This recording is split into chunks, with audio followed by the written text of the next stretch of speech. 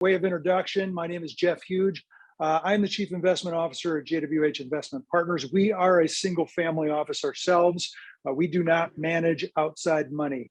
We do publish a research, subscription-based research product that is for institutions and professional investors that is oriented around global tactical asset allocation and producing actionable ideas for the active investor. That's kind of our byline. We generate both long and short ideas. The vast majority of our clients are RIAs, hedge funds, single family offices, and mutual fund managers, many well-known names, as a matter of fact. So with that, I spent the majority of my career kind of on the institutional sales and trading desks on Wall Street. I worked for three of the biggest investment banks out there, Merrill Lynch, Citigroup, and also Oppenheimer in the later stages of my sell-side career. I've been a publishing analyst for over 20 years, both on the buy side and the sell side. With predominantly technical strategy and more specifically equity markets. I worked for a hedge fund where I reside in Minneapolis right now, formerly known as Leuthold Management, now the Leuthold Group. I worked for a relatively well-known contrarian value manager, Steve Leuthold, where he and I co-managed the Leuthold Contrarian long short fund. And so we did that for a number of years. I then went on to kind of run the research group, global macro research group at the Leuthold Group before I left in 2018 and started my own firm. So since that time, I've been publishing Alpha Insights. And we've also launched a newsletter called Huge Insights, the Big Picture, kind of a slimmed down version of what we do in some of our macro institutional work. So with that, I'd like to start the presentation with a quote. And hopefully you can all see my screen I'm sharing right now. And the quote is from Marty Zweig's seminal Winning on Wall Street from 1970, "Don't fight the Fed." And I think that sums up the crux of my presentation from the get-go. We do not want to fight the Fed here. And whenever you fight the Fed, you are going to lose. That's the bottom line.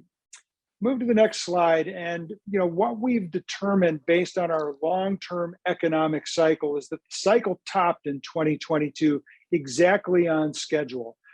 This is a long-term, we use about 110 years of detrended quarterly price data taken from one of the most cyclical price series known, and that is the Dow Jones Transportation Average. And what we've done is we've identified a Fibonacci 34-year low-to-low frequency that is illustrated by the red sine wave. Each low represents about 34 years from low to low. And so that means about 16 years or so, in the advanced stage. And what we saw is from the prior low, which really came in around that 2005 timeframe, was set to peak in 2022. And we think that it did peak and roll over at this point. And we think the next leg of the cycle down will take about 17 years or so to completely play out, which suggests, with history as our guide, the cycle probably won't bottom again until around 2039. Now, as you can see from the history, it's a generalization. It's not a straight line down. There's a lot of ebbing and flowing, and interim advances and declines before we hit those lows. So, the point is, I wouldn't expect the economy to advance substantially beyond the recent peaks. And with that, I wouldn't expect the market to either. Let's take a look at some data. If we take a look at the interest rate cycle right now, you'll know that it is the most severe rate cycle in 40 years. And the problem is that the monetary policy environment has truly shifted from a 13-year period of aggressive accommodation to one now that is highly restrictive and becoming more so. So far, the Fed's hiked its funds rate 7 times over the course of the past 10 months by a total of 450 basis points. If the Fed is to be believed, and so far they're adhering to their well-articulated plan of raising rates, they are suggesting a terminal rate of 5.25 by May. And the vast majority of those who are either surveyed or have expressed their view by way of the futures market have illustrated in some way, shape, or form that they agree with the Fed, that the Fed will continue to hike until the terminal rate hits about 5.25 right now. We heard from Jamie Dimon. Jeff, I have a quick question. Yeah. So you said a terminal rate of 5.25. So it's not going to 7 or 8. You think it's going to be, that's where it's going to stop? Well, I don't know. All I'm saying is that's what the Fed has said. So I think that we can continue to expect another 75 basis points of rate hikes in the first half of this year. Most recently, I think we can expect a 25 basis point hike at the February meeting on February 1st. I was going to say that we just heard from Jamie Dimon, I believe within the last 48 hours, that he believes that the Fed will actually have to go to at least 6%. So Bullard also was out, months ago saying that the Fed may have to go to 7%.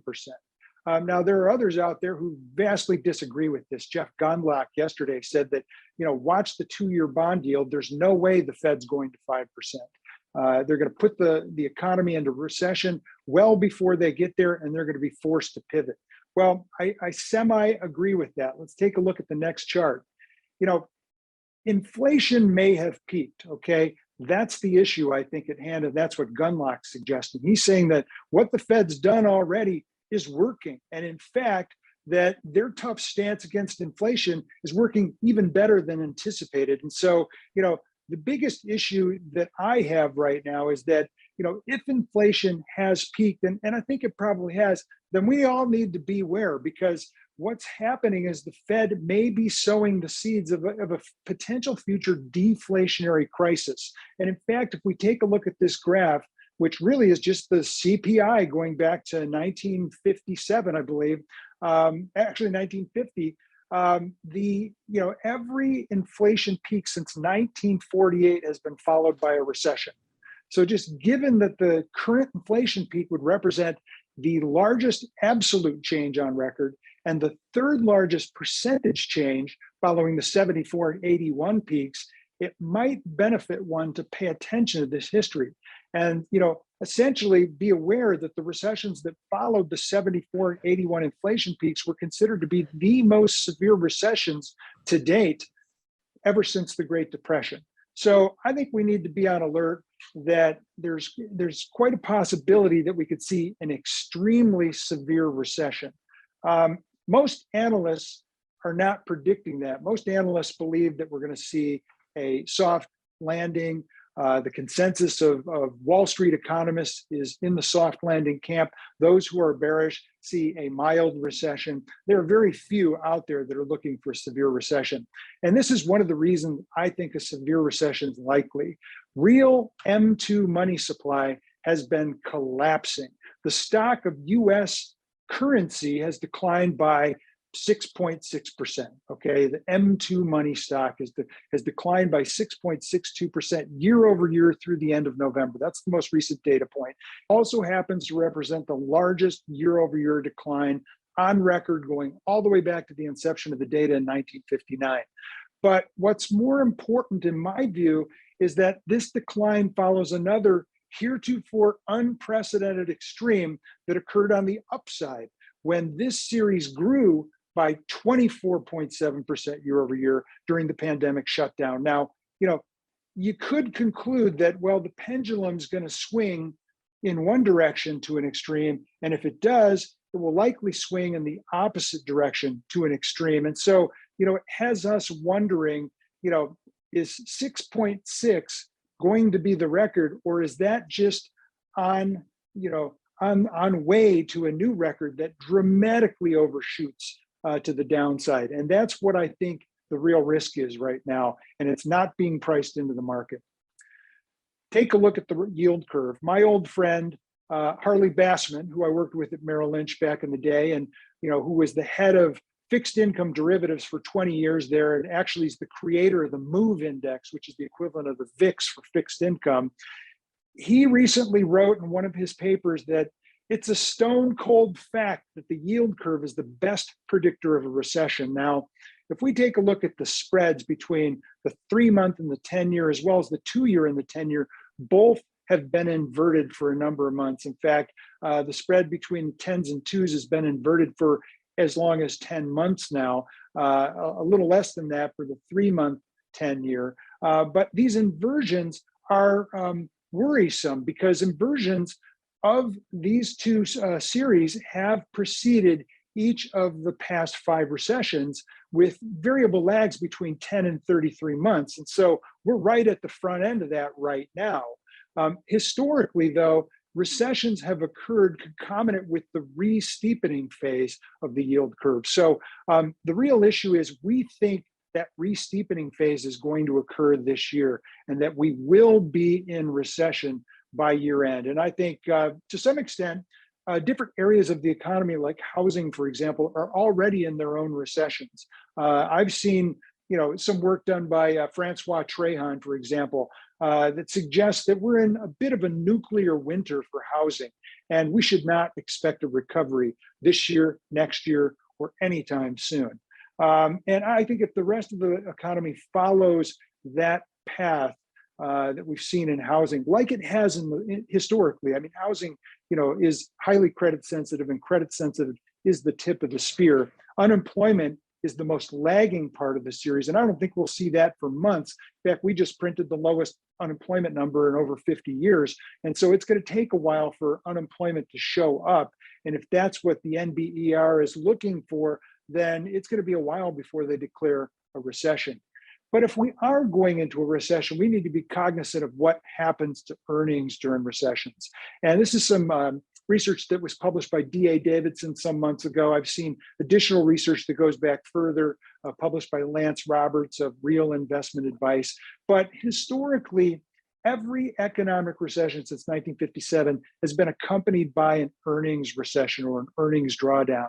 And according to the research that I've seen, the average earnings drawdown during these periods is around 30%. And so if we're thinking about consensus estimates today, where IBIS has consensus S&P operating earnings for this year and next year, approximately 220 this year and approximately 223 or 230 rather for 2023.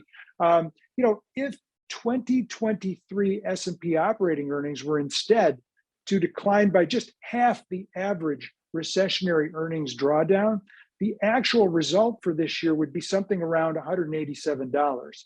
And now, a few of you guys are out there in the audience saying, this guy just read Mike Wilson's latest bearish report. No, in fact, I think Mike Wilson's most bearish outlook is actually my bull case, okay?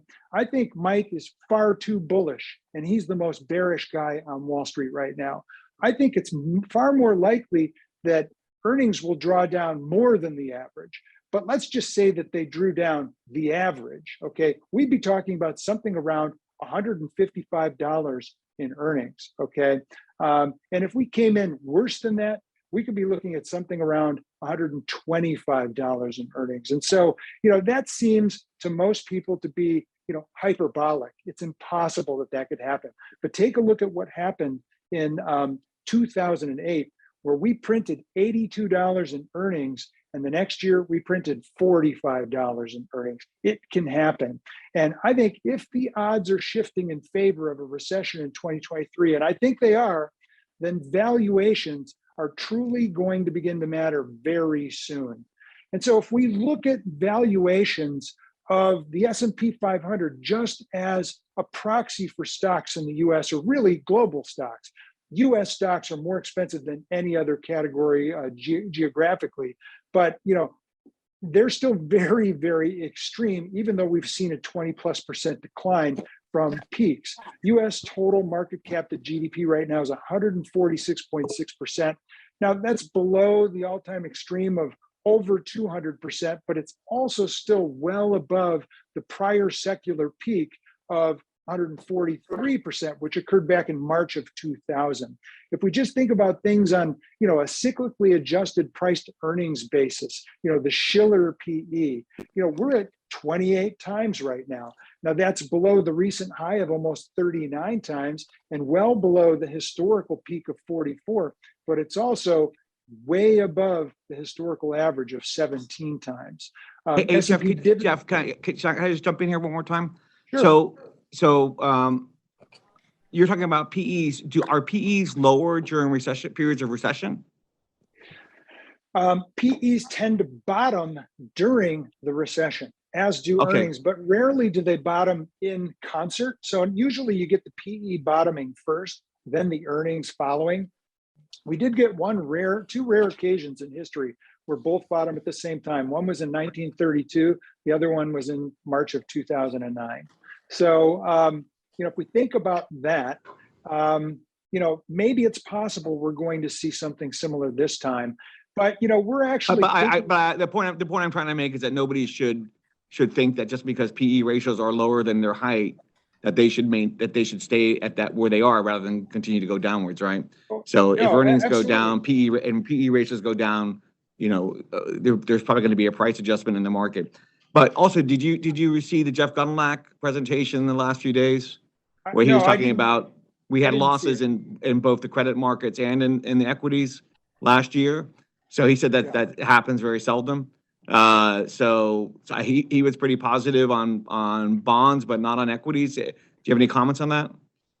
I didn't actually see his presentation. I just read a few of the headlines, one of which I commented on. And so, the point I'm going to make here, Marty, is that we're actually in the 9th decile of valuation right now. If we look at PE, if we look at dividend yield, 90% of the time, the S&P 500 going back 100 years has paid you a much higher dividend than it has now. Price to book, we are in the 90th percentile. Price to sales peaked earlier last year at 3 times, but we're at 2.3 times today. That's still higher than the March 2000 high of 2.1 times. So on every single valuation metric that most people consider to be, reliable over long periods of time, we are in the 90th percentile of valuation. So 90% of the time, stocks are cheaper than they are today. So what about sentiment? Jeff, there's a question from the audience. What's the question? Thank you. Just referring to one of your first comments, did I understand correctly that you expect that the economy and markets will not exceed their established highs for the next 17 years? Correct. Is that what you said, Jeff? Did you hear the question? That's what I said. That's correct. So the market will not surpass its existing highs for 17 years going forward? Likely, yes. That's what my working hypothesis is. That's a bold prediction. Yeah, that's what we do. But that doesn't really. Does that account for expected inflation? Yeah. Wow. Because inflation has a way of bolstering the market. We think the real risk is deflation. But let me go on. There's a risk of deflation. Okay, got it. Continue. Yeah. So everybody's bearish, right? Investor sentiment versus positioning, though, is completely out of whack. For all of the hand-wringing over the historic lows in investor sentiment, and despite a 25% peak-to-trough decline in the S&P, U.S. households have continued to increase their equity holdings on a year-over-year basis. And in fact, if we take a look at current positioning, it's up the last 2 months in a row. So equity allocations are well above historically expected levels, right? We're about 1 standard deviation above the average right now. And so for this hugely bearish sentiment that's out there, I think it was Walter Deemer, the esteemed technician, who said, it ain't when everybody gets bearish that matters. It's when everybody gets done selling. And I would say, based upon this chart, I don't think the real selling's even begun yet. So for what it's worth, I don't think sentiment surveys and actual actions and positioning are consistent right now. So let's take a look at the market. We've been making a bold call, as we said, and we've kind of put out this diagram here, an anatomy of an epic decline that we believe is in the making right And we'll show this from a very long-term perspective in a couple of slides. But what you're looking at on the left-hand side is the advance off the 2009 low, the March 2009 low, all the way to present, okay? And what you're looking at on the right-hand side is the blown up portion of that advance off the March 2020 low, okay? So we divide this, and we use Elliott wave as kind of our model to define where we are in the process, okay? This advance off of the 2009 low to the 2022 high is what we call cycle wave 5. And that's cycle wave 5 of super cycle wave 3. The advance off the 2020 low, that primary wave 4 low, was primary wave 5 of cycle wave 5 of super cycle wave 3. And so everything since January 4th of 2022, 1 year ago, is part of a super cycle degree corrective waveform that is in the making and may take years to completely unfold. One of the things that has us very confident in this is that the initial foray to the downside was unfolded as 5 waves, okay? 5 waves in an impulsive manner, such that 5 waves down is never the end of a decline. It's the beginning of the decline. It would be either wave A of an ABC or wave 1 of a larger degree motive wave that would count 1, 2, 3, 4, 5 A, and then that would be followed by a larger degree B wave, which would then be followed by a larger degree C wave. And we'll look at a diagram on this in a second. But the point is, we have to assume the worst until we get evidence otherwise. And at this point, 5 waves down to me, based on the scale of the decline and the magnitude of the decline, looks like a primary degree decline, and it looks like it's wave 1. So we're counting it as primary wave 1 down. And the advance off the June low of last year that ended August 16th, that's primary wave 2. Everything that follows the August 16th level is part of primary wave 3, which is already declined as wave 1 down at intermediate degree and rebounded into the December 13th high as intermediate wave 2. And since December 13th, we've seen minor wave 1, and we're in the process of completing minor wave 2, which should terminate within the next, I would say, 72 hours, but most likely it'll terminate tomorrow with the CPI data.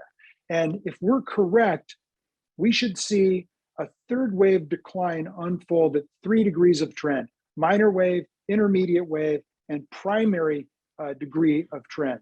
So those 3 degrees will be something of an epic decline. We expect that decline to unfold over the next 3 months. And we think that it could terminate somewhere around the end of the first quarter. We actually have a specific date in mind. That specific date would be April 10th or 11th. It's the middle of the night, so on either side of it.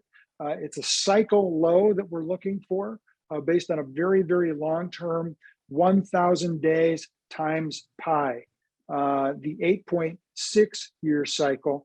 And we see that as an interim low point in that 8.6-year cycle, which could occur as early as April 10th or 11th of this year. And we think we'll get to at least S&P 2750, but more likely much lower than that. We think perhaps 2400, but ultimately 2250 before cycle wave A is complete. So let's move on. I don't want to get bogged down on this. What would make us bullish? How would we be wrong? Okay. Well, number one, I'm just going to back up one quick second. Number one, we'd be wrong if in fact we got what I would call a make or break number. In other words, the S&P would trade above 4101. That would be the December 13th high. If we traded above that level, then the current count as we've laid it out here is somehow incorrect, and we'd have to move to our alternate count. And our alternate count suggests that we could go up to about 4325 before the market peaks, because it's a slightly different arrangement of this decline. And that really isn't anything that we need to discuss today because we're well below 4101. But as soon as the market, if it were to trade above 4101, we'd immediately jump to our alternate count, and our next target would be 43.25, okay? But at this point, we continue to believe that as long as we're below 4101, the next big move is to the downside.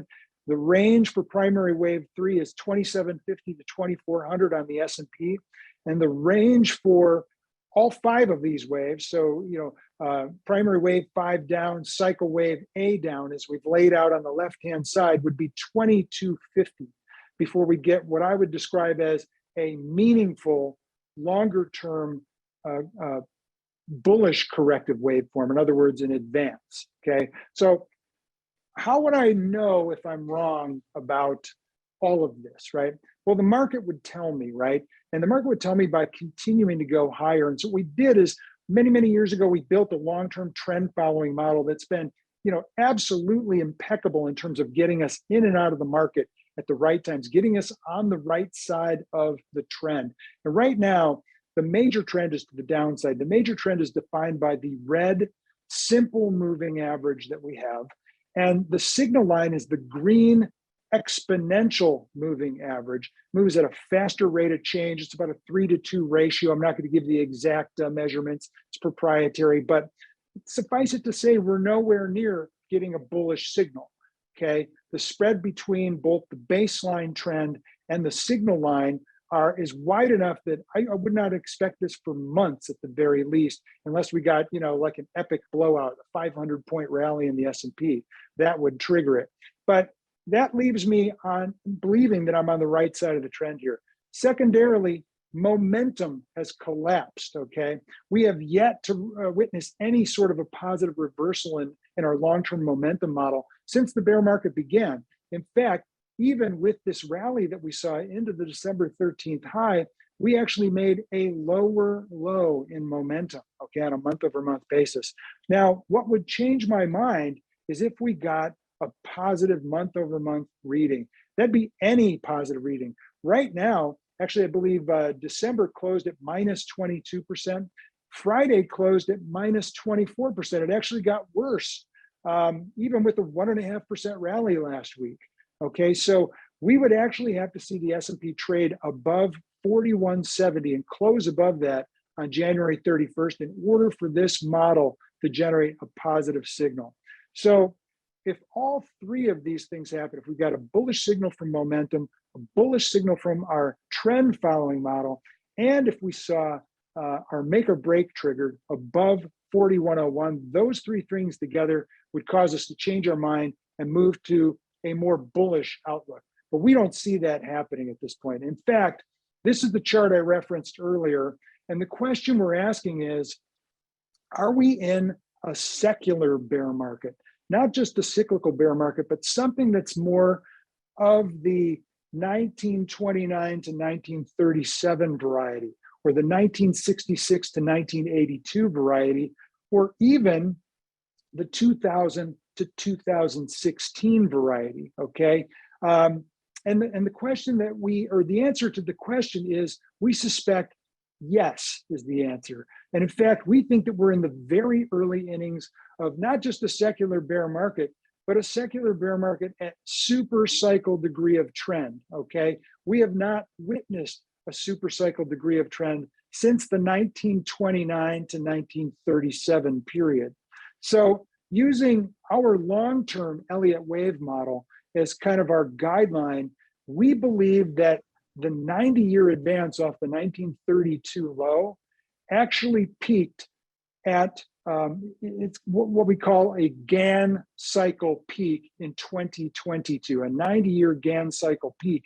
And we believe that if super cycle wave 3, as Ralph Nelson Elliott would describe it, and that 90-year Gann peak coincided in 2022, then it's very likely that we are going to put in a multi-year, if not decades-long corrective waveform that could retrace up to 78.6% of cycle wave 3, super cycle wave 3, before it's complete. and eventually test the lower boundary of this trend channel, in the event of a severe global recession that lasts for years. And that's what we think that we're dealing with right now. And if we did test the lower boundary, we think we could get down as low as around 1,000 on the S&P, looking out the next decade, possibly longer. Okay, so again, that sounds hyperbolic to those who haven't really been in the market very long. But if you lived through the 70s, if you lived through the 2000s, and understand, if you lived through 1989 Japan to present, you can see that all of this is possible. And the key ingredient to making this possible would be deflation, okay? And so the question is inflation really the problem right now? Inflation's gotten a little bit ahead of itself, but the actions that the Fed has taken thus far might be way beyond what was necessary and may actually set into a serious deflation.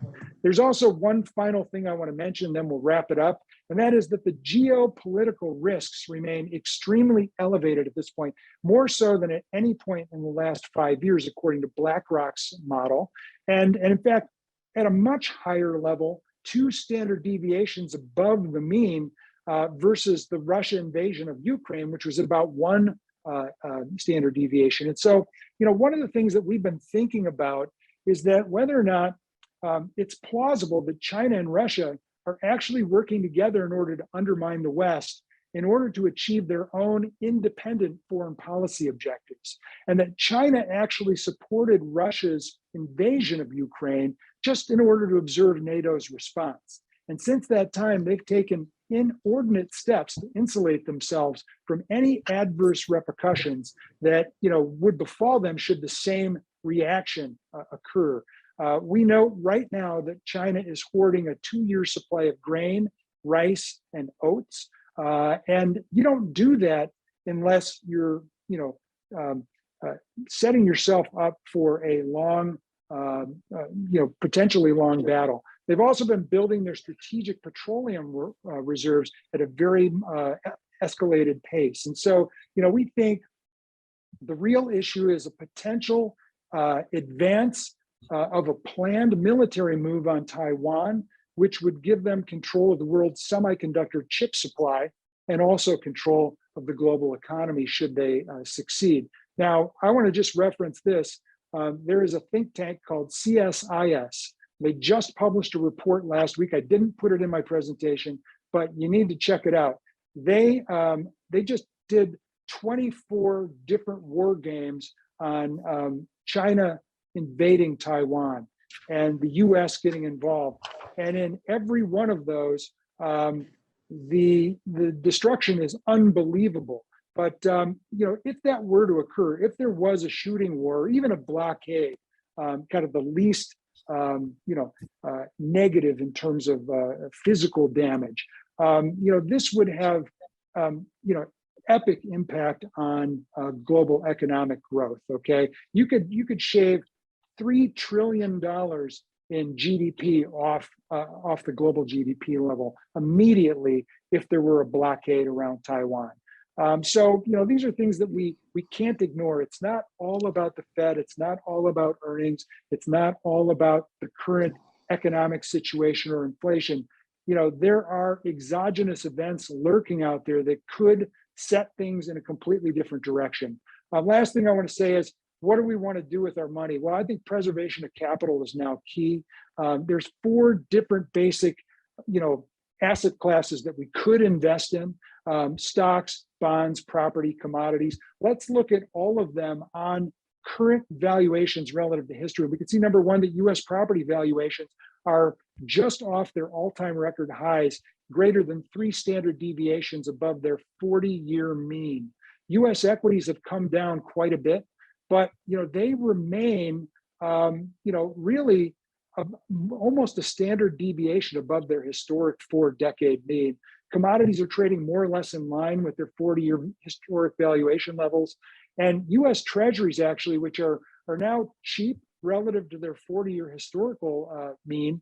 That doesn't mean that they can't get cheaper, But, I think if we're just thinking about, where to hide, where to sit this thing out, it's my opinion that U.S. Treasuries, short duration U.S. Treasuries, actually make the most sense. They provide the best combination of safety, liquidity, and income. And actually, if you were to engage in a barbell transaction, the potential for capital appreciation on the long end also exists over the next 2 years, because I do think that the Fed will pivot. So, it's tough to get everything I wanted to say in less than 30 minutes. If you guys are really interested in this subject and you want to get a deeper dive on what I'm thinking about, I publish a newsletter on Substack. It's called Huge Insights, The Big Picture.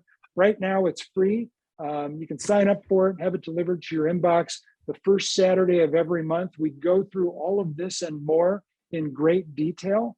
And if you want to follow up with me in any way, shape, or form, you can reach me by either going to my website, jwhinvestment.com. You can also follow me on Twitter at @alpha_insights. I'm also available on LinkedIn.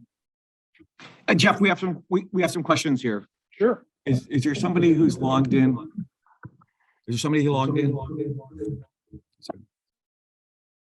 I'm sorry, did you read Gudrun Zeller's question for you? No, I did not. Okay, so let me just bring it up, and it's in chat. And she says, what are your thoughts on CPI tomorrow? Well, who knows, right? I think the consensus is looking for, kind of a flat number. And the whisper is that it's going to be, it's going to beat, right? It's going to be better than expected, like it has been the last 2 or 3 times. Tom Lee was out the other day on CNBC talking about how he thinks it's going to be even better, and that, we got this 6-month annualized 2.7% core CPI. I don't really think that's the problem, right? Maybe it is better, but the real issue is eventually we're going to go into recession and deflation. And so I expect the CPI to get dramatically better before we go into recession, because I think the Fed's already overstepped, and I think that they're going to continue to tighten even though they don't need to, because all of the data points that they look at are lagging. Any questions from the audience? Yes. I'd just like to say, after reviewing his presentation from June when he presented here, Right. he absolutely crushed it. I mean, he nailed it. He talked about modest in victory, gracious in defeat. This is amazing. Jeff, we're talking about your uncanny predictions from June that seem to have come true. Can I just talk something that's maybe a little bit geopolitical, Jeff? Yeah. It seems like what you're saying is that there's kind of a contagion in being involved with one country or another. I mean, and the contagion isn't just economic, it's military, right? So like somehow if we're like involved in NATO, I mean, it's the same thing as with being involved with Poland in before World War II, right?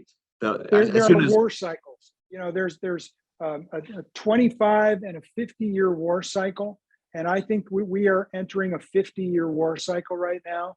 And I think that we're in it. We've been in it for some time. The war hasn't been a shooting war for the U.S. It's been a cyber war. It's been fought undersea. It's been fought in outer space.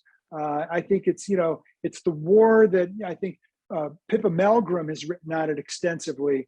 She's the daughter of Harold Malmgren, who advised the Kennedy administration during the Cuban Missile Crisis. And her view is that China has been flexing its muscles in outer space more than anywhere, showing that they can devastate U.S. satellite communications, by simply just detonating one of their own satellites, which they did. And they created a cloud of debris that was basically the akin of putting, a dozen or hundreds of razor blades in a washing machine.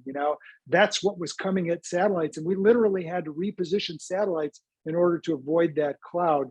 And they also have a satellite with a mechanical arm that they use to take one of their own satellites and jettison out into deep space, just to show that they could do it. And so the U.S., who has had this technological advantage for many, many years, is not so positioned in such a way that they're, untouchable anymore. And so I think we got to be aware of that. In fact, this CSIS report shows that in any confrontation with China, we will lose a couple of aircraft carriers in the Pacific. And just imagine what the stock market's going to do when, we're all watching on CNN, the USS Ronald Reagan going down in flames, right? I think that this is a much, much bigger issue than people are putting their arms around at this point. Jeff, what are your thoughts? And obviously there's incredible contagion going on in Europe right now, where the UK is plummeting. It's deeply in a recession. There's a lot of unrest in places like France. There's 10 million Ukrainian refugees that nobody planned for. There's energy crisis, et cetera. So what are your thoughts on copper prices soaring? Any thoughts? Well, yeah, I think that's the one area in commodities where we are in a real bind, where industrial metals are very, very tight. It's not just copper; it's nickel. It's lots of rare earth elements, which are predominantly available in China. Because of all the mining restrictions in the West. My sense is that this whole shift to green, the whole shift to electric vehicles is going to stall out because we can't get enough metal. Interesting. There was a comment about deflation, that seeing deflation, especially with AI. I'm a tech guy. I have a master's in AI, actually, from before I got my MBA at Wharton. And I always think that as tech improves, there's actually going to be more jobs, because AI doesn't improve anything for the physical world, right? I mean, you still have roads that need to be paved, sidewalks that have cracks, things like. Any thoughts on that, Jeff? There's 60 office buildings in New York City that have basically been abandoned. The mayor of New York City is proposing that they convert them into 20,000 single family dwellings. Okay, so condo conversions, apartment conversions of former office buildings that are now vacant. The minimum. Hold on a second. What's the vacancy rate in San Francisco, guys? Anybody know here? I think somebody told me it was 60% right now in the office building space. Is that right? I don't think the actual vacancy is that, but the usage. Yeah, it's usage, right? Usage in San Francisco is 40%. Leases are still Okay, intact, I think usage they is won't be 40%. renewed. But here's the point, just to retrofit the plumbing, nothing else, just the plumbing, in the average building, it's going to be $100 million. Okay, it doesn't even look feasible. And if they did do it, the cost to retrofit these things, it would take them 30 or more years to break even if they just raised rent at the current, exaggerated inflation rates. Okay, imagine if suddenly New York City rents went up by 25% annually. I mean, from where they are today. I mean, it's just untenable.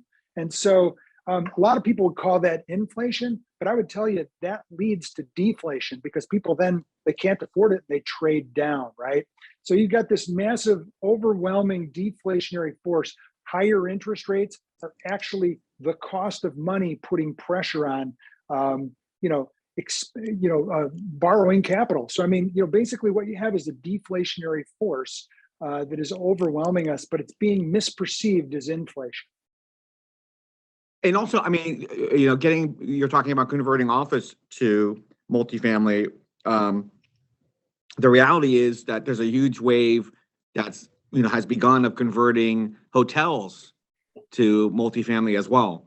So, and you're seeing that happen in New York and other places, Los Angeles, and actually in the Midwest, places like Missouri. And I think there's a huge wave of hotel conversions to apartments going on in Branson, Missouri, which, as people may know, is like the casino capital of one of those rivers, Missouri River, I guess. Anyway, so it's really interesting, and to me, if tech has made things so good, then how come when you walk out on the street things aren't great, right? So there's lots of work to be done. Any other questions from the audience? Any questions online?